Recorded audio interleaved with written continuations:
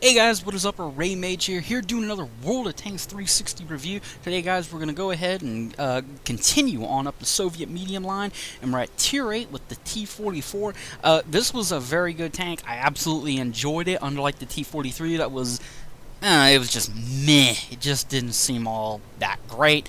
This tank, very capable. Let's go ahead and look at the packages.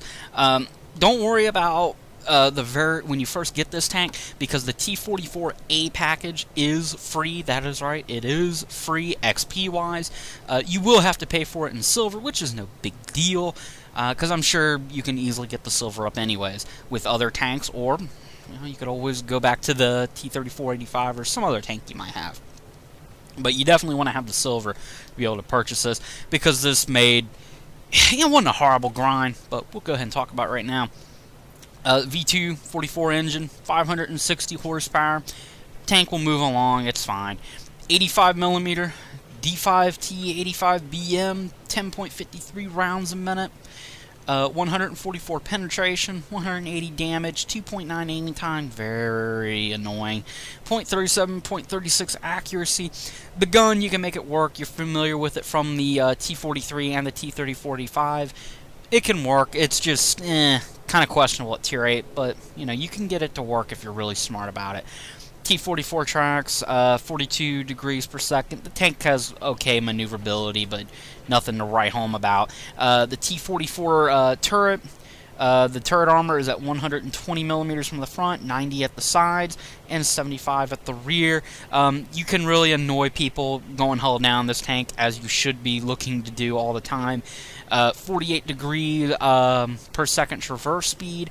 It's good enough for snapshots. It's good enough if you have to circle somebody. Don't recommend it because of the speed of the engine power and the track traverse, but if you absolutely have to, you can make it work. And 370 meters of view range. This tank in this package, it could be frustrating at times, but I could get it to work. You obviously want to get through it. And you want to get to this. This is where you will get an upgraded turret, an upgraded gun, and you'll get a gun that can really hit at the weight class you need it to. And you will get a upgraded tracks, which will make this tank much more maneuverable. Let's go ahead and look at that. The 100mm D10t Gun, 7.23 rounds a minute, 175 penetration. That is very nice. 230 average damage. The aim time is 2.9 seconds, 0.41, 0.42 accuracy. It may seem like this gun's a mixed bag, which it is to a degree. The aim time is still not good. You now have worse accuracy in this gun, and you have a slower rate of fire, but I don't think that's horrible. The accuracy, as long as you play this tank with the intention of being a flanker and you hit people on their sides, it's a non-issue. The accuracy of the gun, it can be annoying, I will admit, but as long as you stick to that flanking role, as all medium tanks should, it's more than adequate. T-44-54 tracks, 44 degrees traverse speed. The tank's a lot more maneuverable. It's very good. You can get yourself in and out of tight situations, backing into corners, backing in and out of cover. Very useful. T-44-100 turret, 120 degrees, 120 millimeters of armor, and then it's 100 in the side and rear. Overall, a good upgrade. You can get some bounces to your side and the rear of the turret. It can work. You obviously would prefer to put the front out there.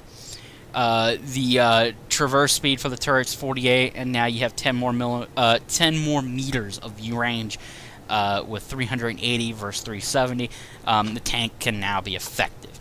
But this is, I will say this: when you get to to the final two packages, you want to get to here the 1945 M1945 package. This is the 100mm LB1 gun. Oh, and I forgot to mention, you get a new engine, V254, 640 horsepower. The tank is moving along nicely at this point. 7.59 rounds a minute from the new 100mm LB1 gun. The penetration and the damage is the same. You do get better aiming time, and the accuracy is much, much better, 0.34, 0.35. The gun is outstanding. I can't say enough nice things about it. It works. You can hit weak spots if you need to. The turret and the tracks stay the same. I didn't even bother trying to research this package because I thought that rate of fire was just unacceptable. The damage and the pen wasn't enough, and I did not like having .43 accuracy, nor did I like 3.4 aiming time. That's just atrocious. I am a little peeved that I can't use that 680 horsepower engine, so hopefully Wargaming will do something to address this issue where we can now get the top engine with the LB1 100mm gun, because this is the best overall package. When you get here, just roll with it. I would not get this unless you want to elite XP or elite status the tank. I'm probably going to get it at a later date, but I'm going straight to the T-44. So this is the best overall package until Wargaming gives us that top engine. But for now, this is where you want to be. Alright guys, I'm going to go ahead and switch to some gameplay. I will catch you guys back here momentarily. Okay guys, here's the gameplay. This is Wide Park on Standard Battle. This was a Tier 8 match. I was actually the sole lone Tier 8 on my team. There were, I think there was a Yak Panther 2 and a Tiger 2 in this match, but this is not exactly typical matchmaking, but you will get it on occasion. This was just luck of the draw. This was actually my first match of the day in it. I did have another gameplay I was going to use, but the quality of it was questionable because my cap card was acting up, and this was a better gameplay overall in terms of quality, and I didn't do bad at all. And this was pretty typical of how you want to play this tank. You'll note when you first get the T-44, it is a much lower profile tank. It is noticeably lower profile compared to the T-43, and unlike the T-43, you can look at it and say straight up that this is an upgrade for a tank. You'll see the Cromwell here. He'll pop up and he will actually skim around the edge. I'm going to do the same, and that's what you want to do in this tank. You want to take full advantage of its low profile. You notice here I'm just looking. I don't want to overcommit. Don't want to do anything crazy. I light up 5 targets. Basically just getting the lay of the land, giving my artillery a little something to try to aim for and try to shoot. Poking around a little bit. And you're going to see the accuracy of this gun here in a little bit now. You know, this is no L71 in terms of accuracy. This is no L100. But you're going to see how capable it is. Had to mop up there and hit that poor bastard in the Stuart that popped his head up. I am looking around here. I want to see what's on the right side of the map. Can't quite get the spots I want, but I'm noticing a lot of people here on the left side, and here's where you're going to see the accuracy. I'm actually going to take a nice, cheap little shot at this T-29's turret hatch, hit him, and that's how capable this gun is in terms of accuracy. It is more than capable. The aim time is satisfactory, and it is quite remarkable. And the low silhouette of this tank, you can really do some crafty stuff. Now I was wanting to pop up and shoot them, but my spidey sense was tingling because I know that Yak Panther 2 was pushing up. And this guy in the Yak Panther 2, I can't believe how dumb he is. Fortunately, that T-43 driver, you know, props to this guy. He had my back. I didn't even know he was going to come back there to help me.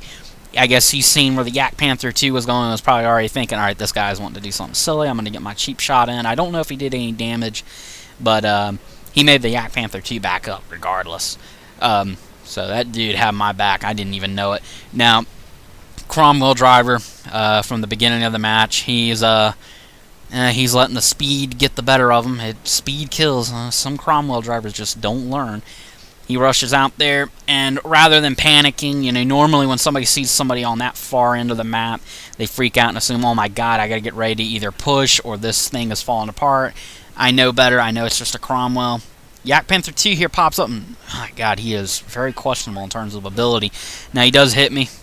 Hits me hard too, but just look at him. I mean, not a very wise decision. Go ahead and hit him again. I'm going to line up a third shot, hit him right in the back of his superstructure. That'll soften him up nice and good. And I do finish him off as I poke in here. You'll see the accuracy of the gun. I aim for the lower plate, I believe. Let me see. I see him turn around. I'm not going to commit. Pop him right in the lower plate. Gun is plenty for the job. It is excellent. And you'll see this tank can maneuver. You see right now it's turning very well. It will accelerate. And now I'm looking at this Tiger 2, and I realize, okay, this guy's got to be all alone here because he would have lit up so much more. And if there was more people on that side, I knew they would push. Didn't happen. Once again, when you play a Soviet medium, you always are wanting to use your turret armor to your advantage. I'm going to poke up here, and you want to do this. Now, once I realized this Tiger 2 was stock, I knew I could take a few chances against this guy. I go ahead, hit him in the side, back up. I was going to commit and shoot him, but I wasn't too sure on his rate of fire. Fortunately, he fires, hits the wall. I back up, shoot him.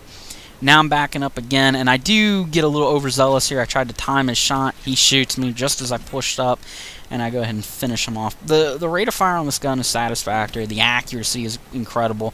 You're going to see more examples of that here shortly. Go ahead and talk about suggested equipment.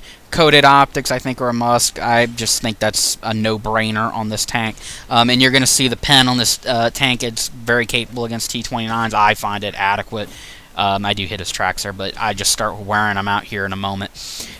In terms of suggested equipment, coated optics, I think, is a must on this tank. It works. You want as much view range as possible, and you're going to be poking around anyways, and you're going to be flanking. It helps. Just go with it. Medium caliber gun rammer, you know, I would suggest it just because you're flanking. You want a high rate of fire anyways. After that, it's up to you. You could go vertical stabilizer. Because of the power to weight ratio of this tank, you could get away with some with circling maneuvers, and you can definitely do some crafty stuff because of the low silhouette. I have trolled a few Tiger 2s just because of the low angle of this tank altogether. You can really do some crafty stuff in it. I absolutely love it. You could go with a ammunition rack or a wet ammunition rack that will help you preserve the quality of your ammunition rack. It will keep it from getting jammed up and keep your rate of fire high. Right now, I am a ways off from getting the T-44, so I will probably go back to doing skills and perks and continuing on with that series.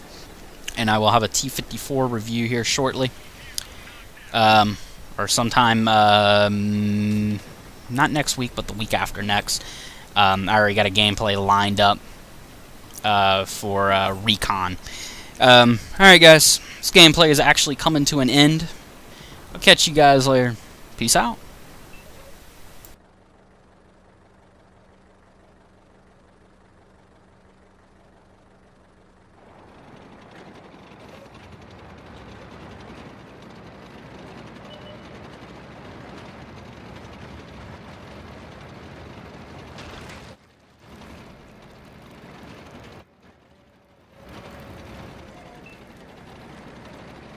Great job.